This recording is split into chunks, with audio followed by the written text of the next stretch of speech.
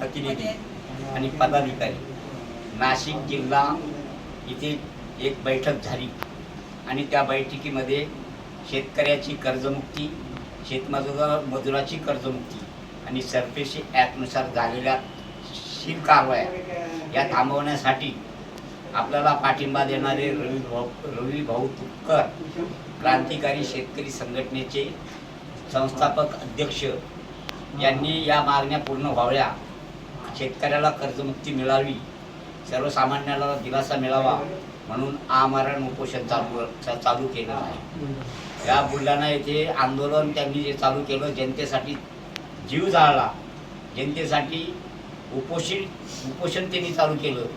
त्या उपोषणाची दखल घेऊन नाशिक जिल्ह्यातील सगळे क्रांतिकारी शेतकरी संघटनेचे कार्यकारी अध्यक्ष आणि पदाधिकारी कलेक्टरला भेट घेऊन या ठिकाणी कलेक्टरला सूचना केली की आंदोलनाची त्वरित दखल घ्या, अन्यथा क्रांतिकारी शेतकरी संघटना नाशिक जिल्हा तीव्र स्वरूपाचं आंदोलन करेल आणि आंदोलनापासून कायदा सुव्यवस्थेचा प्रश्न निर्माण झाल्यास शासन प्रशासन जबाबदार राहील।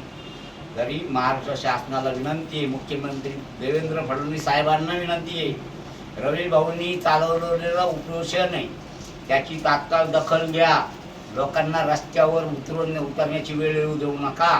कायदा सुव्यवस्थेचा प्रश्न निर्माण झाल्यास तुम्ही जबाबदार राहाल मुख्यमंत्री म्हणून रवी भाऊची काळजी घ्या आणि आंदोलन लवकरात लवकर निकाली काढा, एवढंच या नाशिक जिल्हा क्रांतिकारी शेतकरी संघटनेच्या पदाधिकाऱ्यांच्या वतीनं इशारा देतो आणि थांबतो। जय हिंद, जय महाराष्ट्र। क्रांतिकारी शेतकरी संघटनेचा